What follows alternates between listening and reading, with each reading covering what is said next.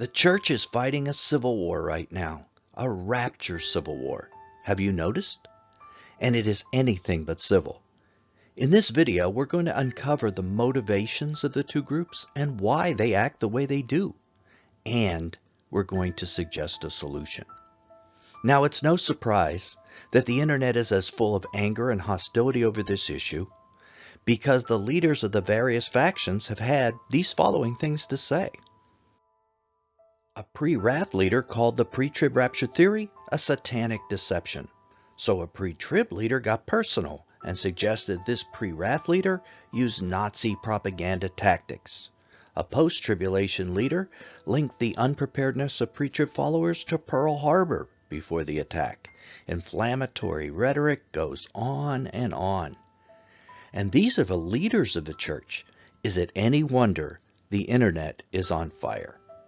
And sometimes these harsh words lead to real casualties. Marvin Rosenthal was the director of Friends of Israel Gospel Mission. He lost his position because his pre-wrath rapture views didn't align with their board of directors. Charles Cooper lost his position with Moody Bible Institute because of his pre-wrath rapture views as well. And my personal friend, Marquis Laughlin, was taken off the air by the 200-station American Family Radio Network, all because the wealthier pre-trib ministries on the network complained about Marquis and his pre-wrath views. They claimed their listeners had begun asking too many questions after also listening to Marquis. So to placate the wealthier pre-trib radio pastors, AFR took Marquis off the air. And listen carefully to what Jan Markell and Pastor J.D. Farag have to say in this 2017 clip about rapture views that differ from their opinions. They call them satanic. Pre-trib is under attack, simple as it can be. You call it satanic attack. Yes. I think that's totally appropriate. But when we say that, JD, we make some people so mad because they can't understand why we would say it's a satanic attack. Right. To me, it is satanic because of the effect that it has when you have such confusion from the author of confusion. You have accusation from the accuser of the brethren, and you have lies from the father of lies. And it just creates such a confusion. So according to Pastor Farag, views that cause his followers to think and to consider other interpretations of prophecy are from the devil. And I thought Bible study was from the Holy Spirit. We never hear sprinkle baptizers calling immersion baptizers satanic. So why does the rapture doctrine engender such deep emotions? The reason is the possibility of facing the Antichrist and the Great Tribulation, which includes famine, deception, martyrdom, and a falling away of the majority of churchgoers. It is these possibilities that generate the disagreement. If everyone is either trying to maintain the status quo or to change things, we could say that most in the pre-trib rapture camp want to maintain the status quo. At the heart of it, they want the world to stay just as it is until Jesus returns. They want to avoid pain and suffering, of course. And those in the pre-wrath and post-trib camps are the opposite. They see a disaster coming and desire to warn those in its path, sometimes a little too forcibly. This is confirmed by our ministry's own informal man-on-the-street surveys, where we found that most pre-trib followers expressed a belief that in the end times it will all just pan out, so everyone should be able to believe whatever they want. Many also stated that they believed the scriptures were veiled, and it was impossible to determine what was really true about rapture timing. But, and this is very important, they also felt a strong desire to not have their beliefs challenged. They want to believe what they believe without having to defend it.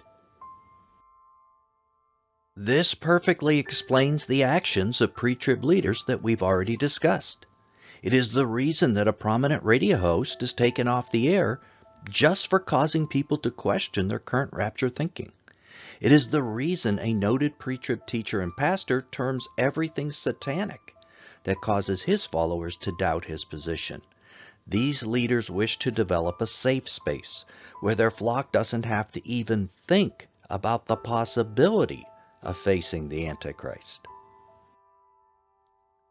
But in the same man-on-the-street surveys, we learned that those favoring the pre-wrath and post-trib are unwilling to grant them this safe space.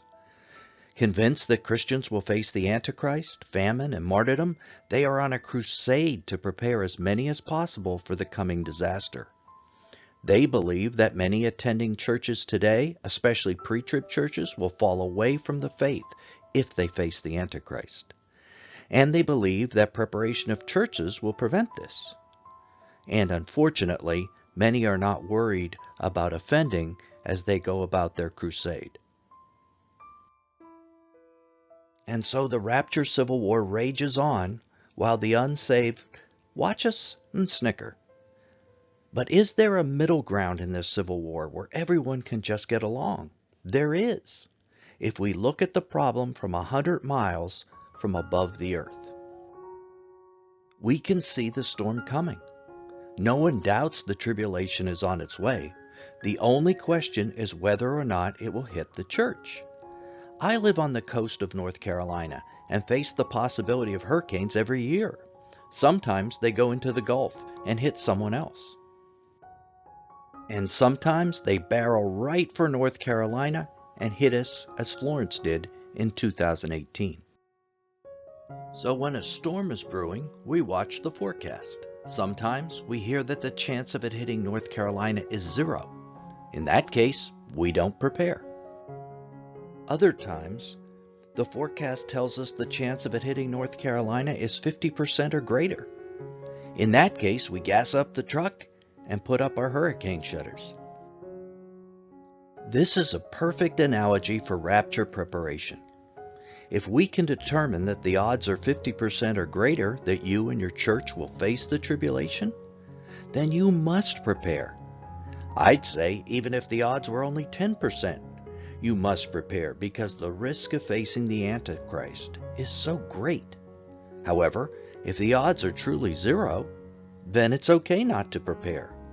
So what we need is information to make an educated decision on whether or not to prepare. Unfortunately, we can't rely on Christian media or church leadership to help us do this. As we've already seen, most are all about maintaining a safe space where no dissenting interpretations of prophecy are allowed. These folks are invested in telling you there is 0 chance of the storm hitting. But common sense should tell you if 1/4 to 1/3 of Christians believe otherwise, maybe the chances of the storm hitting are much higher than you thought. That is why we created the free online DVD series Dawn of a New Day for you to be able to see the evidence and decide for yourself. If you click on the banner when it appears, you can begin to check it out. You owe it to yourself to know all sides and decide for yourself whether or not to prepare. Because it's all about preparing. What rapture theory you hold doesn't matter as much. What matters is preparing. Even those who think the storm is coming, if they don't prepare, they've accomplished nothing. Protecting yourself and your church is everything. But you won't prepare if you don't think there is at least a chance of danger. So take a minute to subscribe to our channel to learn more. Click like to like this video, and then take an additional couple minutes to begin watching the series Dawn of a New Day. And remember, safe spaces really aren't that safe.